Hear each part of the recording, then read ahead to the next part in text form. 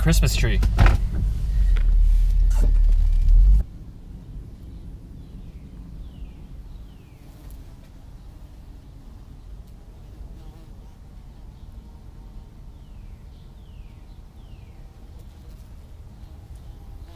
Holy shit. Yeah, those are bees. And they are nesting right all the way up here, all along. They've made countless holes throughout the life of this garage, and I'm working with some bees. So that's kind of scary. I'm tripping over shit. And so welcome, and this is a video for an update on the SC.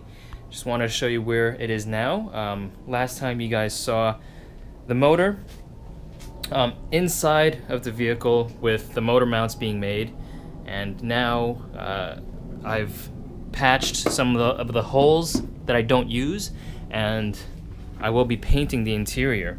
So here's the interior, mostly gutted. Every little plastic clip connector, useless piece will be removed, and I've sanded it down to pretty much just the primer, the original paint, whatever the stuff is. The sound deadening is removed, and a portion of the seam sealer is removed. Now, I got started on removing the seam sealer. Right along here, you can see I did some work, but then I ran into some of this really difficult stuff, and like way up in here, like there's gonna be countless hours of scraping and blowtorching and whatnot, and I just don't think the benefits are worth it. I did it because, you know, I thought I was gonna be stitch welding the entire chassis, but I mean, that might be something I'll do in the future, maybe when I decide to put in a roll cage or something. But that's not happening anytime soon. So what I'm just gonna do is I'm gonna scuff up this entire surface in here, which is gonna be a hell of a job in itself, and then I'll throw on some paint. Here is the cut I did for the transmission. The T56 shifter location is a little bit forward compared to the stock SC 5-speed location, so I just cut along all the way here, and if it happens to be way too big, I'll just plate it and rivet, you know, that plate in place.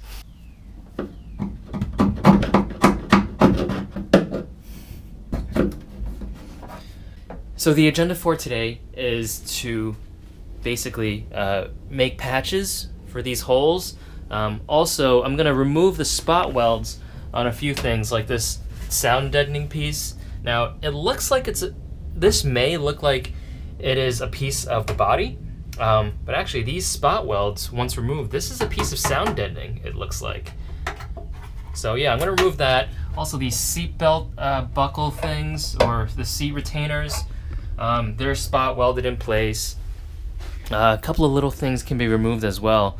So I'll work on that, and we'll go from there. This is what we're gonna need today to cut out the spot welds. Now, it's got a little point here, which will allow it to be centered, and it pushes down, so it'll depress like so, allowing you to cut out the spot weld. Can't wait to try this out. Never used one of these before, but it goes on a drill, right? And it's got this is spring loaded, this little tip, and these teeth will then lock and cut. Pretty cool. 15 bucks for two. eBay stuff.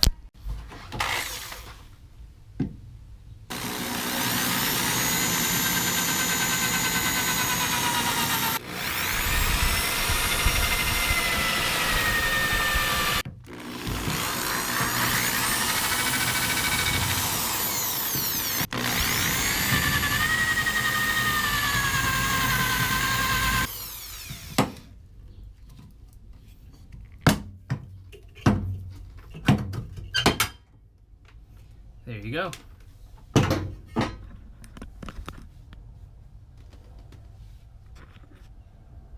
Nice.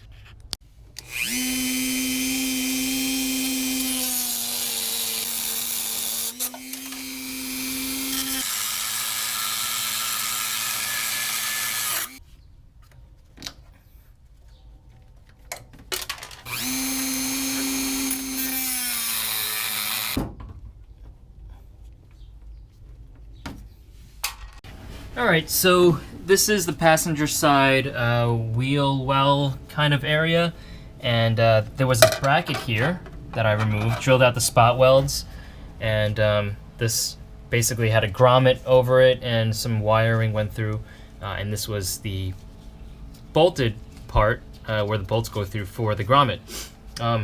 I ground it off. I've made these plates, so it'll go like this. And a little circle plate that'll go like that, and basically I'm going to tack weld it. I've got the ground for the welder here. There's my welder there.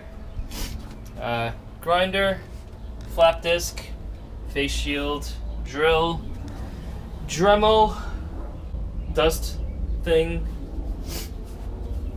and random fucking tools. So yeah, all right. Enough of me rambling. Here is some welding.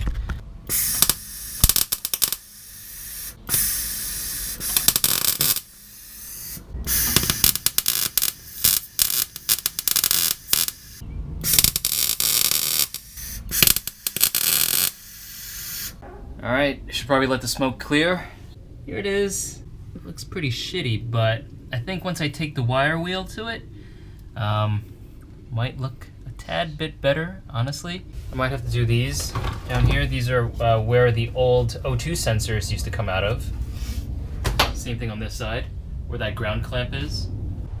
Besides those, I have grommets for virtually all the other holes that's inside here, and we can probably get to painting. All right, here is 50% of the interior painted. I got some acetone here, and the rest of this is not complete. It's pretty shitty today. It's Memorial Day. The paint has some reaction with the humidity in the air, so I'm not going to be painting anything.